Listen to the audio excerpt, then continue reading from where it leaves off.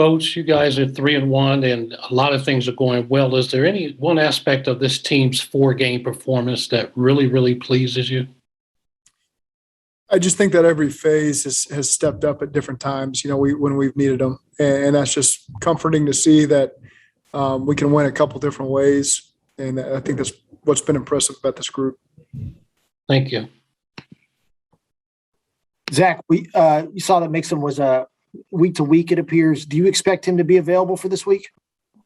I never said that. I think all of our guys right now are turning in the right direction for this week. So I'd probably call him more day to day. For someone like Joe, a running back with an ankle, limit him early in the week. So especially Wednesday, potentially going into Thursday, just to keep him off of it. So I wouldn't read anything to that if he's limited early in the week, and that way when you guys are out of practice. But I know he wants to play. He's going to do everything he can to put himself in that position. To be clear, there's zero connection to his injury from last year with this, right? Correct. Yeah. In the second half of the game, you're perfect on third down. You score on every possession. You scored 24 points, over 300 yards offense. Is that about as well as you can play? There was a lot of good things. It wasn't perfect by any stretch, but there was a lot of positives there. And really, it's one of those things you just go back and watch the first half, and there was a lot of good things in the first half too. It's just, it's one play in a drive that sets you back where you can't quite overcome it.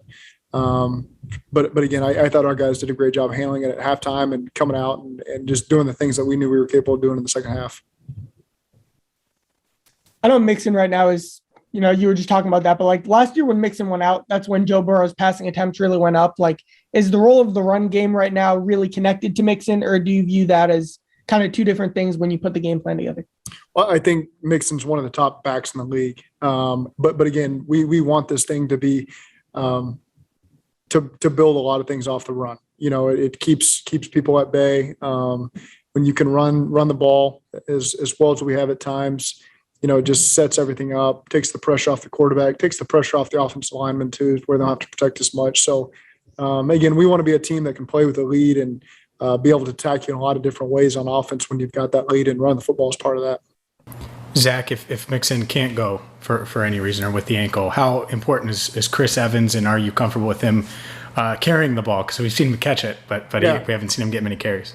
Yeah, we are. It's just, again, we haven't gotten a lot of plays in these games necessarily. So if you were seeing us, like our defense is facing these 80-play games, you would see more of that. You'd see more of Samaje. You'd see more of Chris. But our plays have just been limited. We've been pretty balanced running and throwing. And Joe's still only getting, sometimes 16 to 20 carries. And so I'm not concerned about that load right now, but certainly we feel like we've got the depth in the backfield to get those guys opportunities when the opportunity comes up. When you look back at the first 4 games offensively, what's the one or two things you want to improve upon the most moving forward? Well, certainly starting faster, and taking the pressure off of our defense. I think if we could have better ball control in the first half and limit the defense, it certainly helps for them to be fresher in the second half. They've had some games now where they've been stuck on the field and had some long drives they've had to hold off. So that would be the biggest thing, is just, again, putting more points on the board early, and taking control of the lead and helping our defense out. Zach, has there been a common denominator with the slow starts as you look back, or has it been something different each game that's kind of led to that? Yeah, we felt really good about that drive to start the game last game. We felt like we were in good rhythm. We had good early calls. The OPI set you back, and then you miss a field goal. Same thing in the Chicago game. We got down there in field goal range and then took a sack on 3rd and 10. So again, there's been times we've started off, it's kind of that last play of the drive where we just haven't completed it the way that we've wanted to finish the drive off. Zach, when you take a look at what Green Bay has, and this is kind of maybe just a very general approach, but how do you, as a coach, not get overwhelmed by their offense, Aaron Rodgers, and all of the weapons, or do you focus on one or two weapons that they have? Well, I've got a lot of belief in our defense. I feel like we're really good at all 3 levels there, with the D-line, the linebackers, and the back end. So those guys have a lot of confidence. They got to go out there and do their job and make plays and create turnovers and keep these guys against the chains a little bit. But we're all aware. This quarterback is arguably one of the top quarterbacks over the last 15 years. I mean, I probably watched more Aaron Rodgers tape than any quarterback I've ever watched. I got the Dolphins and Joe Philbin came in, as the head coach. And so you watch kind of one of my first assignments in the NFL was when Joe Philbin came. We didn't have all the data from all the play information from the season. So we sat there and we watched, I think it was 19 games and manually tagged all the tape. And so that was my first week in the NFL, was watching every snap Green Bay took in their NFC Championship run in 2011. And so I felt like I was like, man, is every quarterback in the league like this? And then you come to find out over the course of 10 years, he's special. So again, there's a lot of work that's going to be involved in this game. Starts with their tremendous quarterback, and they got really good tools and weapons around them. And LaFleur does a great job putting them in a good position. So it'll be a challenge for a whole team. Have you seen more snaps of Rodgers or Burrow? What would you say is the Rodgers? Yeah, there's a lot more tape out there to be had. 15 years, I'd say I've seen a lot more of Aaron Rodgers. Like, you guys have obviously overhauled the defense the last couple of years, and DJ was kind of the first piece that you started to build with. How important was that, and why was he such an important maybe first piece to get? Yeah, because he can help you on all three downs, and he's done that for us, especially this year when he's healthy. I don't know if he's flying under the radar or not this year, but from our end, he's been exceptional, and really helped that front. And then, of course, we added Larry and BJ, and Josh is back. And, so it's a really good room right now. And you still got Mike Daniels in that room and ran on practice squad. And so that's just been fun to watch those guys play off each other. And it's important to them. The practice is important. The film study is important. They communicate well. So again, DJ has been here, almost the longest of those guys. And it's just been really fun to watch him just quietly go about his business. He's not a overly vocal guy, but he just goes out there and puts us in a great position to make plays. On the opposite side of the line of scrimmage, Jackson Carman, this was his second game, and it was a home game, but a big game, nationally televised, all that. How's his graph? Is it going up? Is it flat? How did he play? Oh, it's certainly going up. I think with every rep he gets, he's going to see a different style of defensive tackle and defensive end and the way the backers play. And so, again, it's not a rush to judgment on Jackson. We just want to see improvement every day and every week. There's going to be new, just like I used to talk about with Burrow and Jamar Chase, there's going to be new things he sees every week that may get you once. And it's just say, you got to move on to the next play and listen to Riley and listen to Trey. And, so again, I've been pleased with the direction that Jackson's heading. You mentioned, Zach, I know you said. Go ahead. Go ahead. I was going to ask, you mentioned all three phases of the game, showing some good things. The one thing we haven't really seen yet is a big explosive in the kick return game. Is there any, I guess, how are you assessing that area? And I'm sorry, can you say that again? There was some feedback from somebody. I'm sorry. You mentioned the three phases, and the one thing we haven't really seen yet is an explosive play in the kick return game. Is there, I guess, how would you assess that? And is that an area that you think could maybe help you guys moving forward earlier in games, I guess? Yeah, there's no question. I think there's been a couple kick returns where it's not easy to see, but man, there's a block where we just make one more block and it's a big play, whether it's an explosive run on a kickoff return with Brandon or potentially touchdown. And that's just the way it goes. That's how it goes on offense too. You're always saying you're one block away, but I think we're right there on the edge, and it hasn't gone quite as well as we've wanted so far, but I'm still confident in the ability of the kick return team. And then again, we just got to be great decision makers with the punt return, be smart when we're fair catching and when we're bringing the ball out and getting the yards that we can get there and continuing to put our offense in a good position. Zach, do you expect Tee and Jessie to practice on Wednesday, and what's their outlook look like for this week? I do. I think they're going to work their way in, and we'll see how they feel. I think Jessie feels really good, and his deal was just a neck last week where we had to be really cautious with that. But Jessie has really been hell-bent on playing. If he had it his way, he would have played on Thursday. And so, again, he's going through the clearance today with the doctors, and we expect that to be positive, and he'll be back in there Wednesday ready to go full speed ahead. Tee, again, will be getting back to practice for the first time. He's optimistic, so it'll be good to get him out there. He looked good just in what little I saw Sunday morning. Ricardo Allen is going through the final phases of getting his clearance tomorrow. We feel like he's going to be back out there this week. And Xavier Sufield will be day to day. He's going to kind of see where he's at on Wednesday, how he feels. to see if he can get out there and play. So I think that, did I miss anybody there? Chido's good and is going to give it a go on Wednesday. And again, he was trying to push it last week. If it wasn't a Thursday game, there might have been a chance if we'd got some more practice to see where he was at. But Chido's really optimistic right now as well.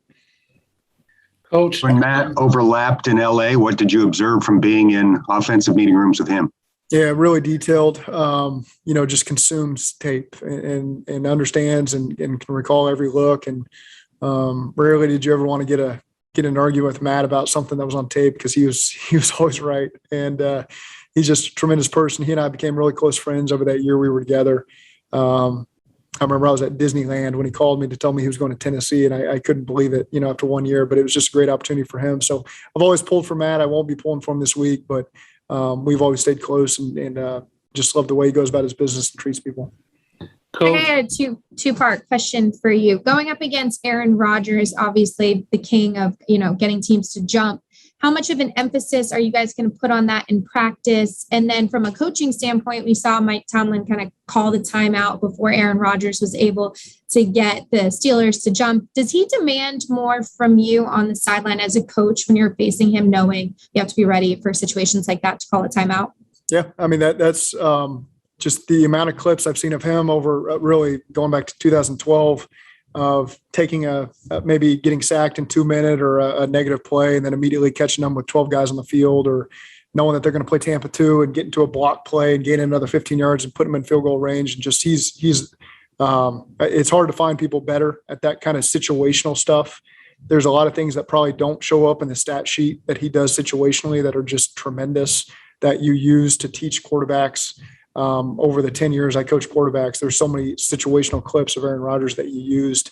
I think the one from Sunday is a great example, with him and Tomlin of, Tomlin saw it coming, knew that they were going to get caught with 12. If you're not unimpeded to the quarterback, they're going to get a free play there to take a shot. And he scored many touchdowns over his career on free plays with 12 guys on the field. And so we got to be on top of that. We got to be smart with our substitutions. Because he stares your sidelines down while he listens to the play and tries to catch you with 12 guys. And our quarterback's pretty dang good at that too. That's a step that he's taken as well. And but Aaron Rodgers is really good. 2 more minutes, Box. It looks like you're trying to get in. Yeah, Coach, just away from the game, you were going to spend some quality time with family, but did part of that involve watching UC football? And if so, your thoughts about that? Yeah, I did. I watched the whole game. Man, how awesome is that for the city and that program? And Luke has just done a phenomenal job. I mean, he got that thing flipped around really quick, and those guys play hard. They're fun to watch. He's got the right types of players. They obviously believe in what those coaches are doing, and thought they played well in all 3 phases. And to go on the road in South Bend and win that game is just, I mean, I had so much fun watching that game with my neighbors, and you're just pulling for the Bearcats. And obviously they got a long road ahead for the rest of the season, but that was really, really awesome for Luke and the rest of the coaching staff and all those players. You obviously saw something in Desmond. He would have been in Eastern Kentucky if you hadn't. Did you see this? The biggest thing that stood out with Desmond was just his leadership. You saw a big guy who was athletic and strong, and he had tremendous leadership. And you went to all those quarterback workouts. I went to probably 20 of them, and most of them had a private quarterback coach or a coach running the workout. And that wasn't really what I wanted to see. And he might've been the last one we went to. And he ran the workout. He had 7 or 8 guys show up. He ran it. He told them what routes to run. And I remember asking the coach, like, what am I missing here? And the coach said, you're not missing anything. Somebody needs to offer this kid. And then again, we didn't sign him. He committed to us. And then Luke came in with his guys, and they re-recruited him and decided that they wanted him. And so they signed him, and then they've developed him. And so all the credit goes to that staff and Desmond for his work ethic. But it's just been really fun to watch, just knowing him for what little bit I knew him and watching that whole program take off. Zach, QB evals can be a little tricky here. Do you feel any satisfaction that you might have got that one right? Well, it's plenty of guys have the talent and the ability, but they got to get in the program. They got to be developed, and there's probably a lot of good quarterbacks out there that go and for whatever reason, the system doesn't fit them and they don't get developed. And that's just part of life. But I think Gino and those guys have been coaching him hard for 4 years, and it's just been fun to see his development. I know you said I know you said Xavier Su'a-Filo is going to be day to day. If he is healthy and able to go, have you guys made a decision on if Jackson Carman has done enough to continue to start, or will that be Xavier's position when he's back healthy? Well, we'll just see. Those are conversations we continue to have. But again, it's been good to see Jackson. And, I'm plenty comfortable with him having another opportunity on Sunday. I think for Xavier, it's just to more see how he feels on Wednesday. He doesn't quite feel full speed yet anyway. So fully anticipate Jackson to be in there on Sunday, and we'll get another opportunity on him. But it'll be good to see where Xavier comes in and how he can help us in any way. Two more. Dave Lapham, then Jay Morris, and then we'll cut it off. Speaking of development of a quarterback, Joe Burrow. I know it's only 14 games, but how different is he as a quarterback now than he was when you first got him? How much has he developed? I just think he knows what to expect more from the defenses he sees in this league. I think that's the biggest thing. His accuracy to me has always been tremendous since he's been here. He's always been decisive. He can extend plays with his legs. Just the biggest difference with any young player is they see more looks and they know how to handle them, and they know what to expect from guys in certain situations. And so again, it's he just continues to play fast, and he's really helped us. Zach, if I could circle back to the slow start question. It wasn't that long ago we were asking you why you can't score in the third quarter, and now that's your most explosive quarter. I mean, what's changed there? Is there anything different you're doing at halftime? Is anything you can point to why you guys have been so successful coming out to start the second half? I mean, we're a completely different team than last year. You know what I mean? It's you got your quarterback back. You got a lot of the guys you've drafted, and the guys are healthy, and added pieces to our offensive line, and Mixon's back. You just think of last year not having Joe and Jonah at times, and TB missed a couple games there with injuries late, and T had the hamstring he was dealing with, and we didn't have Jamar, we didn't have CJ, and so now you just add a bunch of pieces, and it gets to be more what you look like. And again, we got to be more consistent over the course of the game for 4 quarters. And it's still early in the season. We're going to continue to improve as each game goes. That's what we're confident in. And we're just fortunate to be 3-1, even despite some of the slow moments that we've had as an offense.